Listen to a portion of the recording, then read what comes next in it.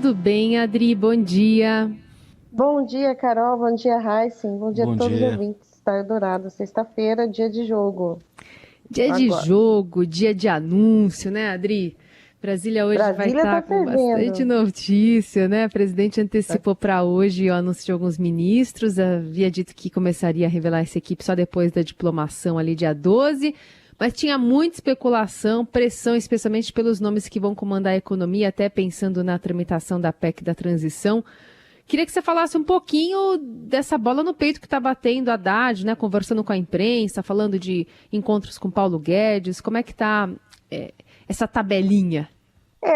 No caso da economia, o cotado, né, o que deve ser anunciado logo mais, por volta das 10 horas da manhã, no Centro Cultural Banco do Brasil, é o ex-prefeito de São Paulo, Fernando Haddad.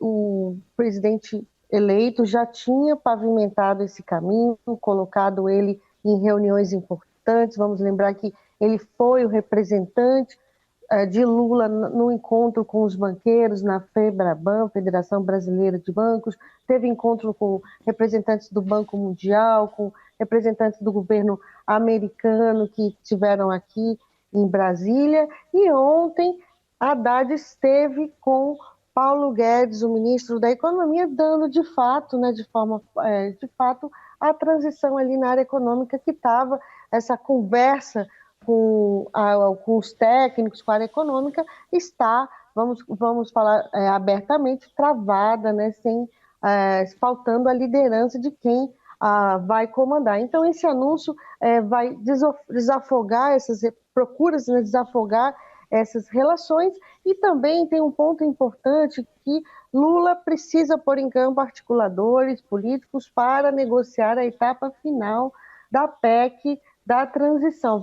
Foi aprovada no Senado com folga, mas precisa de uma aprovação na Câmara dos Deputados, onde o cenário é mais difícil por conta do presidente da Câmara, Arthur Lira, das suas negociações para voltar a comandar a Câmara no ano que vem, e, sobretudo, o julgamento do Supremo Tribunal Federal, que trata da constitucionalidade ou não do orçamento secreto, e tudo isso pesando nessas negociações, faltando muito poucos dias, né? Faltando poucos dias para o prazo final de votação.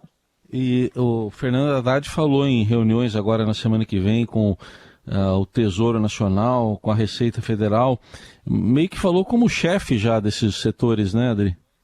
Sim, já assumiu a posição, já assumiu essa relação com o Ministério da Economia, porque, por enquanto, toda essa conversa de transição estava sendo feita ali pelos grupos de trabalho do governo de transição. Como não houve um diálogo, até pelas condições políticas, né, com o governo Bolsonaro, na área econômica, essa relação não aconteceu de fato, muito menos com o ministro da Economia, Paulo Guedes, mas precisa o governo eleito tomar ciência de fato das contas, de como que está a situação, e isso é preciso ter uma conversa mais detalhada, mais aprofundada com os técnicos, né? Porque os técnicos, essa burocracia de alto nível que tem aqui em Brasília, em ministérios, eles é que, no final das contas, vão tocar, porque o governo eleito traz os seus principais secretários, assessores, mas tem toda uma burocracia que toca o dia a dia e precisa estar afinada também com o futuro governo. Adri, duas questões. De vez em quando a gente recebe algumas manifestações de ouvintes falando sobre nomes, né, que as pessoas têm na memória, por exemplo, do Lula 1, Lula 2, né, ocupando alguns cargos diferentes do que agora estão sendo cotados. Então, no caso, por exemplo, da Haddad, ex-ministro da Educação, que agora vai assumir a Fazenda, e não necessariamente ele tem algum know-how, né, ou pelo menos os ouvintes sempre questionam como é que um ex-ministro da Educação vai assumir uma pasta tão importante, tão técnica como o da Fazenda.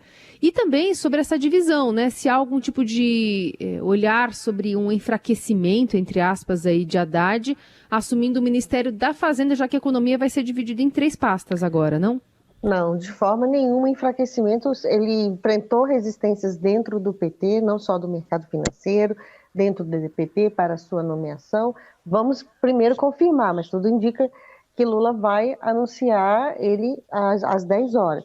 Mas ele enfrentou resistências, ele foi prefeito do terceiro maior orçamento aqui do Brasil. Primeiro é o orçamento da União, depois do Estado de São Paulo e da Prefeitura de São Paulo. Então ele é um gestor e também tem mestrado em economia, é advogado.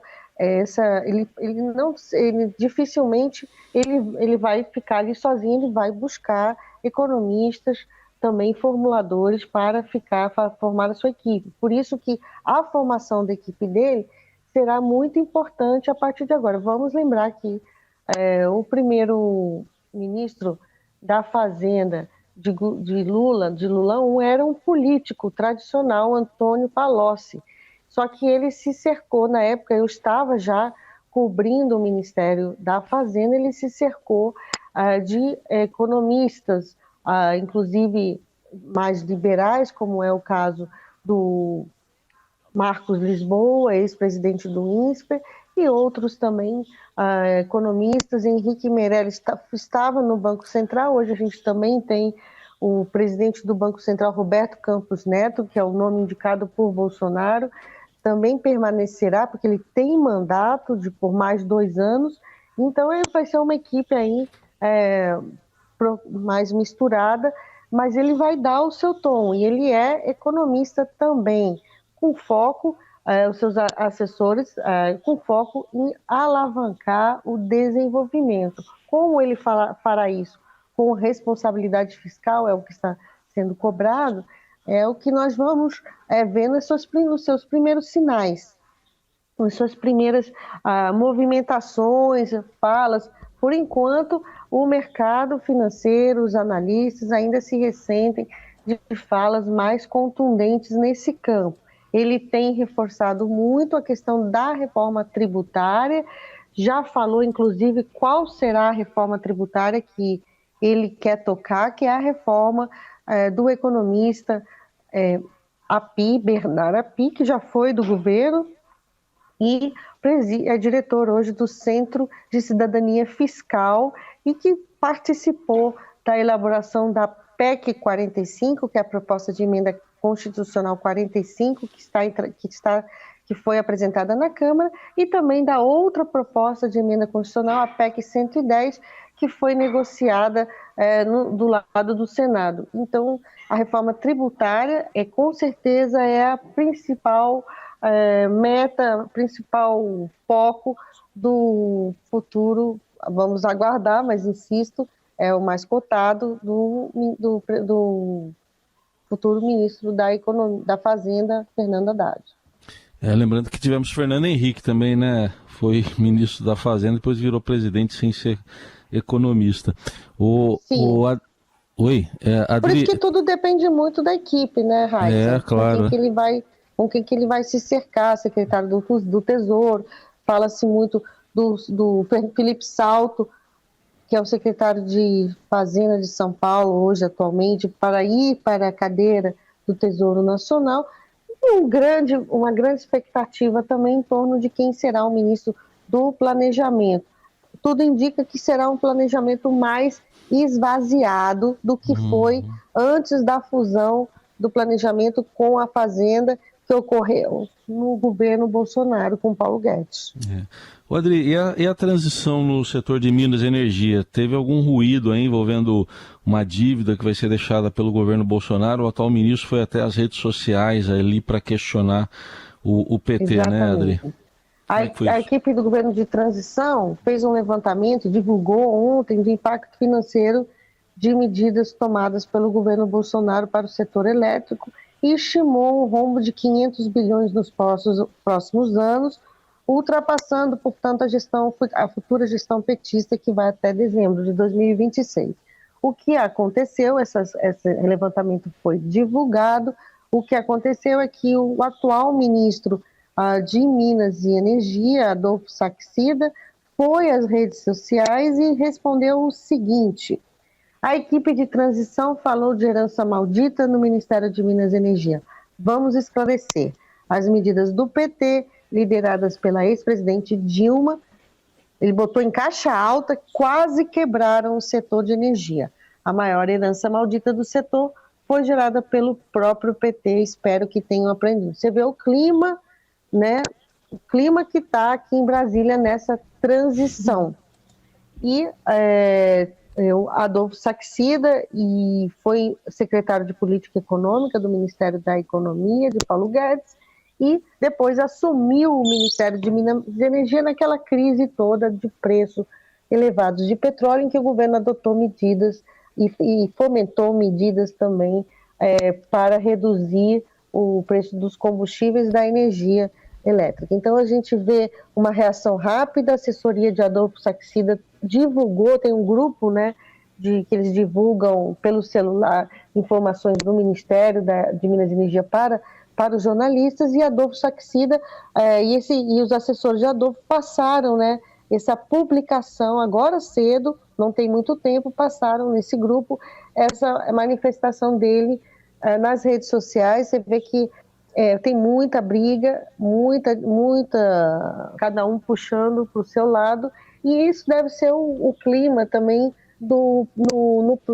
quando Lula assumir uma oposição forte também de quem está deixando o governo. A gente lembra que Tarcísio aí em São Paulo vai ser, o governo dele vai ser também uma força nessa contraponto ao governo federal, por mais que ele tenha aí já, em alguns pontos, vai ter que buscar o diálogo com o governo, mas com certeza será um lugar, um posto de contraposição aí o estado de São Paulo, que tem o segundo maior orçamento, como eu falei, do país. E aparentemente do tamanho mesmo... de outros países, né?